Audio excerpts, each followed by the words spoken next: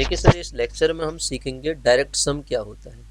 ठीक है, सब स्पेस पहले हम दो सब स्पेस के लिए देखते हैं, उसके बाद जो ये डेफिनेशन कह रहा है उसको समझेंगे। ये क्या कर रहे हैं हम इसमें, डायरेक्ट सम ऑफ स्पेसेस। ठीक है, vector space as direct sum of subspace, vector space as direct sum of subspace. समझिए सर क्या होता है डायरेक्ट सम।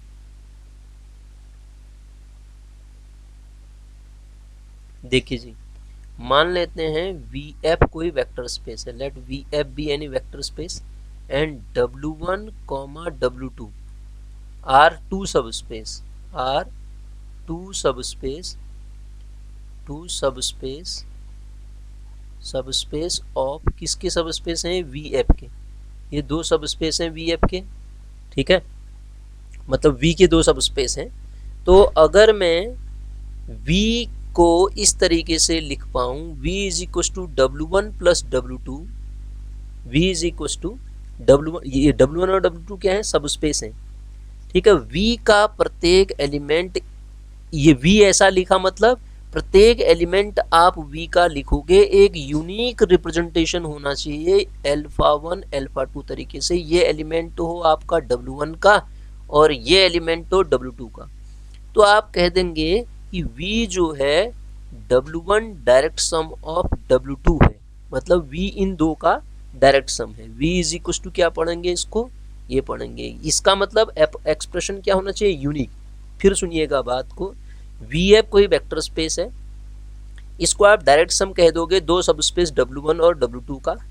कब कब कह दोगे,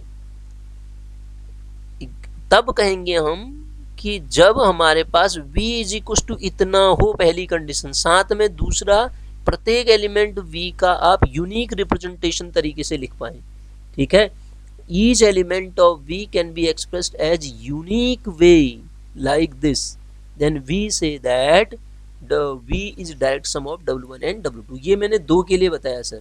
अब जो ये डेफिनेशन कहती है उसको समझने की कोशिश करते हैं। डेफिनेशन जो लिखी गई है यहाँ पे उसको भी समझते हैं क्या कह रही, देखिएगा क्या है। वी एफ कोई वेक्टर स्पेस है, W1 W2 W3 Wm। अब यहाँ मैंने दो कह रखा है तो जरूरी नहीं कि दो का ही होगा वो।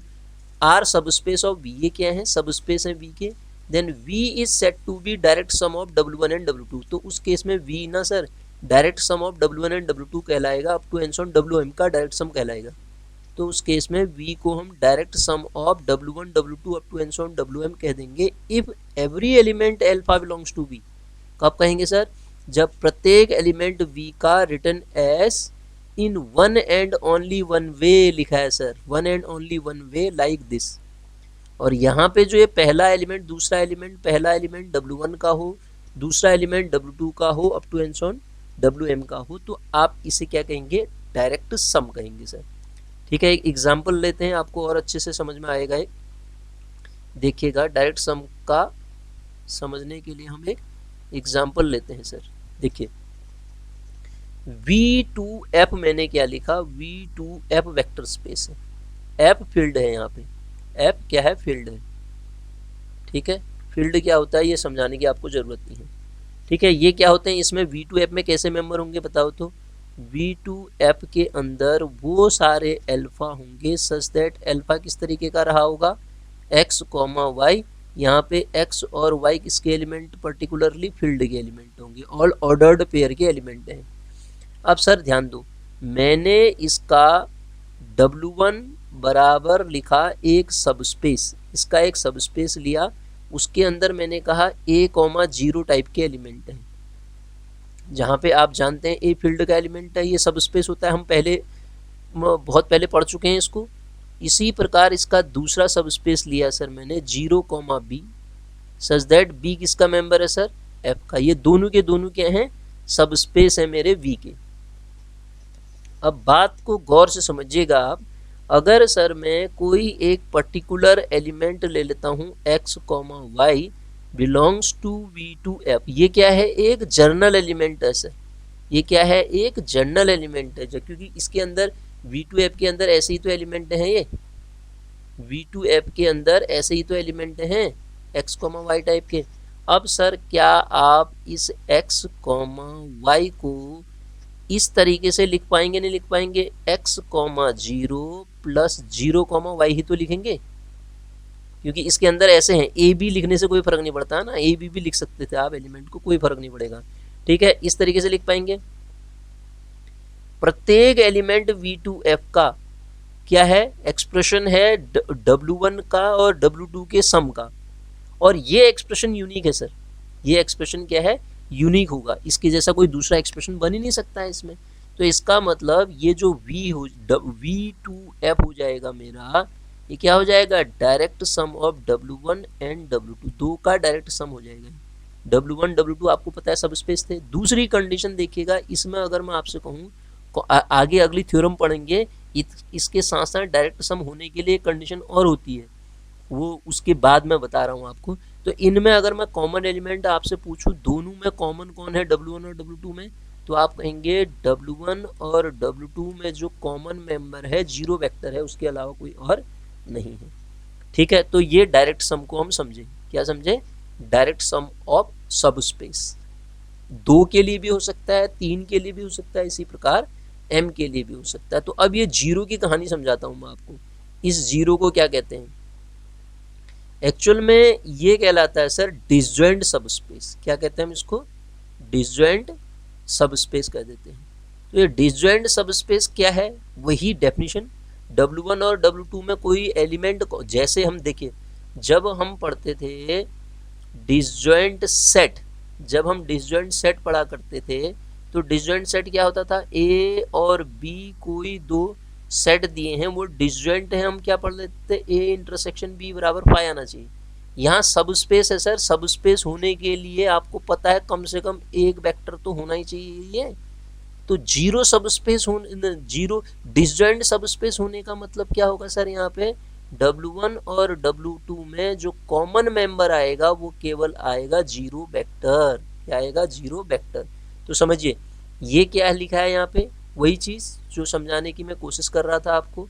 डिसजॉइंट सब स्पेस किसे कहते हैं sir, to subspace W1 and W2 of vector space VF, दो सब स्पेस हैं W1 और W2 वेक्टर स्पेस VF के, ये क्या कहलाएंगे sir, set to be disjoint. ये क्या कहलाएंगे सर, डिसजॉइंट कहलाएंगे if their intersection is zero space, zero subspace. अगर इनका इंटरसेक्शन जीरो सब स्पेस हो गया तो ये डिसजॉइंट कहलाएंगे। ध्यान से समझिएगा, डिसजॉइंट सेट अलग होता है सर, डिसजॉइंट सब स्पेस अलग होता है। तो डिसजॉइंट सब स्पेस किसे कहते हैं, दो सब स्पेस आपके डिसजॉइंट सब स्पेस कहलाएंगे यदि उन दोनों के इंटरसेक्शन में जीरो सब स्पेस हो, मतलब इंटरसेक्शन जीरो वेक्टर को रखे, तो वो क्या कहलाएंगे, डिसजॉइंट सब स्पेस कहलाएंगे। सर बात समझ में आ रही है। अब हम समझते हैं एक बड़ी इंपॉर्टेंट थ्योरम इसकी, इसको प्रूव करते हैं, फिर अगले लेक्चर में और इसके एग्जाम्पल भी करेंगे और ढंग से इसको हम समझेंगे। ठीक है सर, देखिए क्या है द नेसेसरी, इस थ्योरम को समझिए आप, द नेसेसरी। अब आपको ये याद रखना है डिसजॉइंट डायरेक्ट सम होने के लिए ये दो कंडीशनों का होना जरूरी है। The necessary and sufficient condition for vector space VF to be direct sum of its two subspace W1 and W2। ये वेक्टर स्पेस VF सर दो सब स्पेस का डायरेक्ट सम कहलाएगा। कब कहलाएगा सर ये, इफ पहली कंडीशन क्या होगी, V किस तरीके से लिखा जाए, W1 प्लस W2 तरीके से, V इस तरीके से लिखा जाए। दूसरा, एंड W1 और W2 का इंटरसेक्शन आपको जीरो मिले, मतलब W1 and W2 are disjoint हो। डिसजॉइंट की डेफिनेशन अभी बताई थी मैंने आपको। तो ये दो कंडीशनें अगर फुलफिल होती हैं तब आप कह देंगे वो जो V है ना, V इन दोनों का डायरेक्ट सम है। किन दोनों का, W1 और W2 का। इसको मैं प्रूफ करके आपको समझाता हूँ सर, एग्जाम में इसका प्रूफ पूछा जाता है। ठीक है, नेसेसरी कंडीशन हम पढ़ लेते हैं पहले।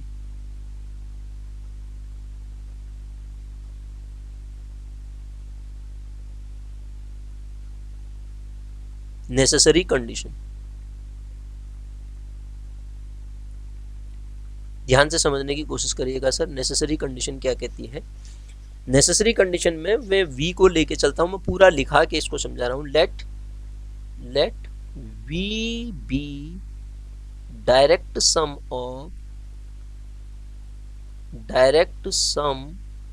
ऑफ किसका डायरेक्ट सम है, W1 एंड W2। W1 और W2 क्या है, दो सब स्पेस है। ठीक है, देन तब उस केस में क्या होगा, देन इस बात को ध्यान से सुनेगा, each element each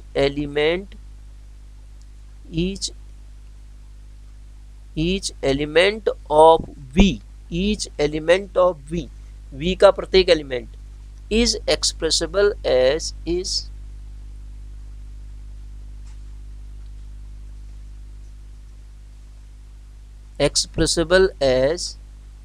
each element is expressible as, किस तरीके से, यूनिकली, ध्यान दीजिएगा,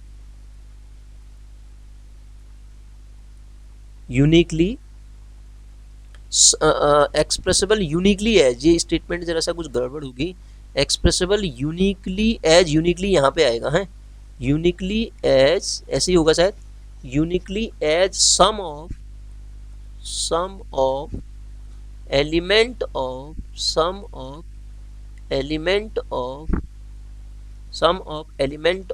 W1 एंड W2। इस बात को ध्यान दीजिएगा, इस बात को फोकस करिएगा, एलिमेंट एक्सप्रेशन यूनिक होना चाहिए, ठीक है, W1 एंड W2, ठीक। देयरफॉर V बराबर W1 प्लस W2, ऐसा हम जानते हैं एक्सप्रेशन यूनिक होता है, ठीक है। ये पहली कंडीशन, डायरेक्ट सम है तो एक्सप्रेशन तो यूनिक होता ही होता है सर, ठीक। लेट इफ पॉसिबल, अब दूसरा क्या होना चाहिए, ये कंडीशन भी होनी चाहिए, ये अगर एक्सप्रेशन यूनिक है, प्रत्येक एलिमेंट को हम डायरेक्ट सम है तो प्रत्येक एलिमेंट को इस तरह इन दोनों के एक्सप्रेशन सम के फॉर्म में अगर लिख पाऊंगा तो एक्सप्रेशन यूनिक होगा, उससे यही तो रिजल्ट मिलेगा, मतलब ये पहली कंडीशन सेटिस्फाई, डायरेक्ट सम है तो पहली condition satisfy. For second condition, for मुझे सेकंड कंडीशन भी तो दिखानी है, W1 इंटरसेक्शन W2 बराबर 0 स्पेस के लिए, इसके लिए क्या करूंगा, if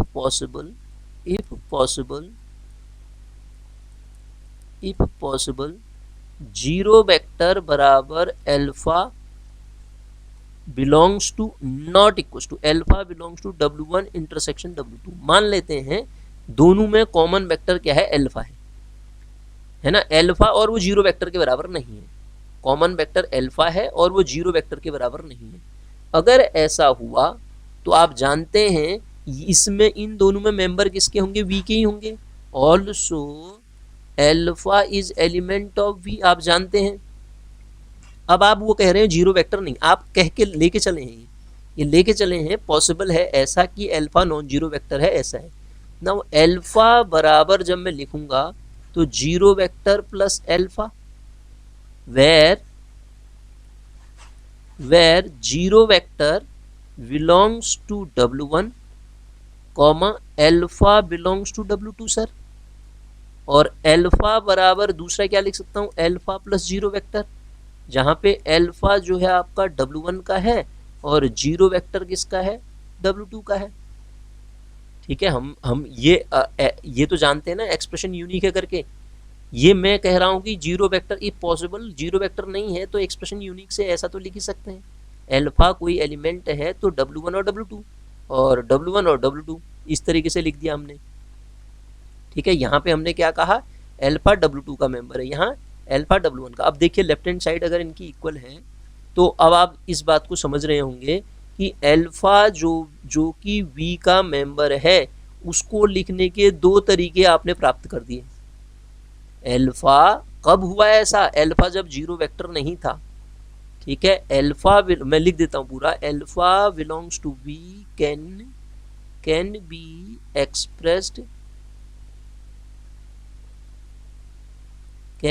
expressed in at least two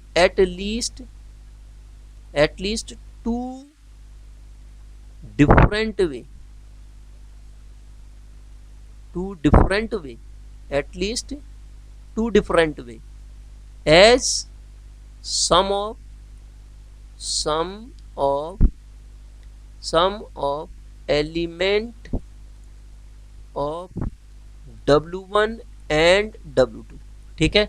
element तो W1 और W2 के ही हैं, लेकिन लिखने का तरीका क्या हो गया, 2 हो गए, तो जो कि गलत है, ये हमारे जो इनिशियल एजम्पशन है उसको कॉन्ट्राडिक्ट कर देगा। किसको कॉन्ट्राडिक्ट कर देगा, दिस कॉन्ट्राडिक्ट, इस बात को समझिएगा अब आप, हाँ, दिस कॉन्ट्राडिक्ट, इस बात को समझिएगा, this contradict this contradict the fact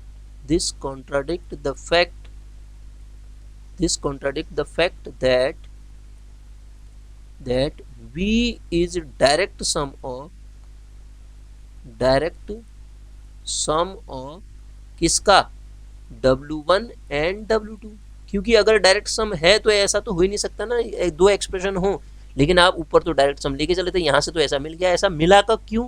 क्योंकि आप अल्फा को नॉन जीरो वेक्टर लेके चले सर, अल्फा को आप नॉन जीरो वेक्टर लेके चले, तब ऐसा मिल रहा है। तो इसका मीनिंग क्या हुआ आप खुद बता सकते हैं। तो अल्फा को जीरो वेक्टर होना पड़ेगा अगर ये डायरेक्ट सम है, क्योंकि ये एजम्पशन है मेरा, ये एजम्पशन है ना, डायरेक्ट सम तो एजम्पशन है, इसको कॉन्ट्राडिक्ट कर दे रहा है, ये उल्टा कर दे रहा है मतलब उसको। तो इसका मतलब जीरो वेक्टर होने से क्या पता चला, W1 और W2 में ये है डिसजॉइंट हो गया। तो दोनों कंडीशन होगी। क्या लेके चले थे आप, डायरेक्ट सम, आप डायरेक्ट सम लेके चले थे, उसने क्या कर दिया, दोनों कंडीशन को फुलफिल कर दिया। अब दोनों कंडीशन फुलफिल हो गई तो ये मेरा नेसेसरी पार्ट हो गया सर। अब सुनिएगा, तो इसका सफिशिएंट पार्ट कैसे प्रूव करें। अब सफिशिएंट पार्ट के लिए देखिएगा, सफिशिएंट कंडीशन,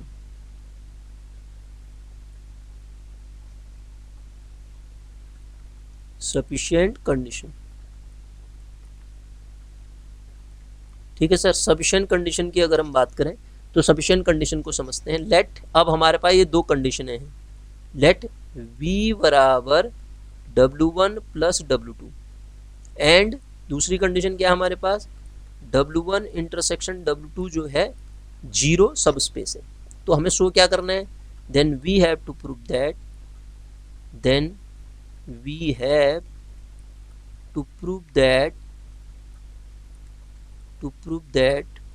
क्या प्रूव करना है sir, V is direct some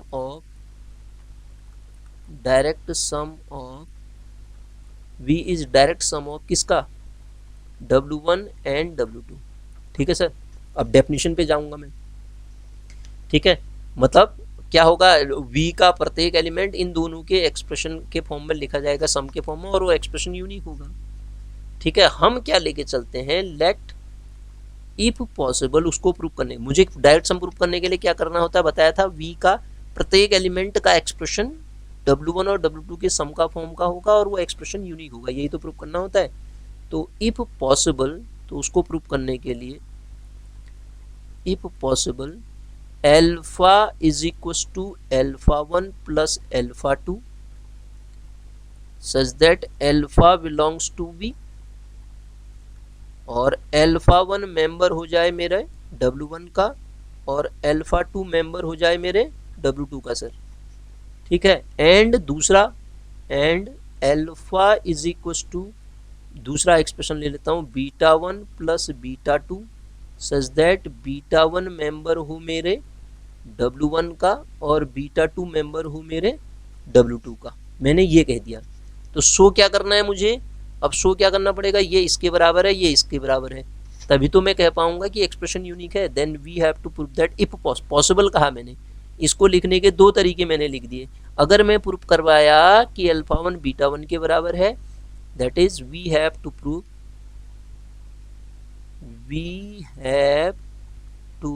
prove, हमें क्या प्रूव करना है, प्रूव α1 β1 के बराबर आना चाहिए और α2 β2 के बराबर आना चाहिए। अगर मैं ऐसा प्रूव कर पाया, अगर जरूरत पड़े तो इन दोनों का यूज कर सकता हूं मैं, क्योंकि ये तो है मेरे पास, है ना। तो इन दोनों का यूज करके मैं अगर ऐसा प्रूव कर पाया तो मेरी थ्योरम प्रूव हो जाएगी। अब सुनिएगा, since W1 is subspace है, आपको पता है सब स्पेस, W1 जो है आपका सब स्पेस है सर, W1 सब स्पेस है, देयरफॉर α1 कोई मेंबर आप W1 का लेते हैं, β1 कोई मेंबर W1 का लेते हैं, जहां जैसा कि यहाँ बोल रहे हैं आप, ये भी मेंबर W1 का, ये भी W1 का। तो इसका मतलब इनका जो डिफरेंस आएगा वो भी W1 में होगा, नहीं होगा, कहाँ, क्योंकि सब स्पेस है, क्योंकि क्या है वो सब स्पेस है। ठीक है सर, इस बात का ध्यान रहे। ठीक है। और यहाँ से एक कंडीशन और मिली है मुझे, इन दोनों कंडीशनों से मुझे एक कंडीशन ये मिली है, इसके लेफ्ट हैंड साइड इक्वल है तो राइट हैंड साइड भी इक्वल होने चाहिए। अल्फा 1 प्लस अल्फा 2 बराबर क्या है, बीटा 1 प्लस बीटा 2 है। अब सुनिएगा, इसका भी मैं यूज़ करूँगा। मैंने कहा W1 सब स्पेस ऐसा है, सिमिलरली W2 इज सब स्पेस, W2 इज सब स्पेस। आप जान रहे हैं W2 भी सब स्पेस है। सर अगर W2 सब स्पेस है तो alpha 2 belongs to W2 comma beta 2 belongs to W2 implies करता है अल्फा 2 माइनस बीटा 2 भी किस में बिलोंग करेगा, W2 में, बाय डेफिनेशन ऑफ सब स्पेस। अब सुनिएगा सर, ये W2 में है, ये W1 में है।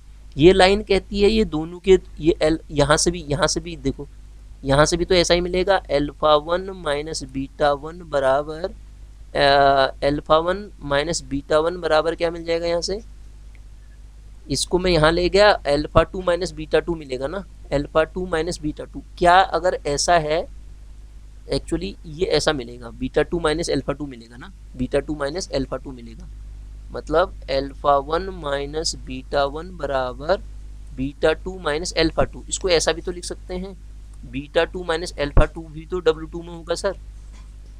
अब सुनिए, यहाँ से ये लाइन W1 में है, यहाँ से ये W2 में है, और ये कह रहा है कि ये दोनों बराबर हैं।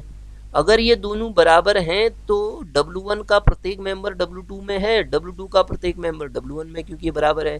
तो इसका मतलब सर क्या मैं यहाँ से इस बात को बोल पाया कि ये जो अल्फा 1 माइनस बीटा 1 बराबर बीटा 2 माइनस अल्फा 2 आ रहा है वो W1 इंटरसेक्शन W2 में है, बोल पाऊंगा, हाँ या ना? बिल्कुल बोल पाऊंगा सर।